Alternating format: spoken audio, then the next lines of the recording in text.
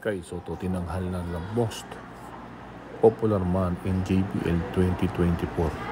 Talagang tiniklara na ang pagkapanalo ng ating kababayan na si Kay Soto. Talagang unanimous siya na ang nanalo. The most popular man in JBL.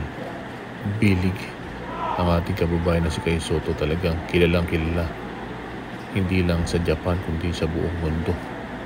At excited na rin maglaro under CTC ang ating kababayan na si Kay Soto.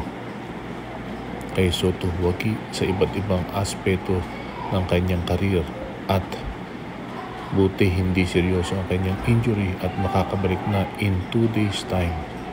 Abangan natin ang mga susunod na kabanata. Kay Soto nanalo bilang isang the most popular man sa Japan B-League 2024.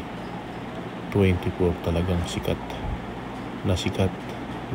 na ang ating kababayan na si Kay Soto at flourish ang kanyang karir at tinalo ang kanyang mga kasamahan na Pilipino sa the most popular man sa B-League 2024.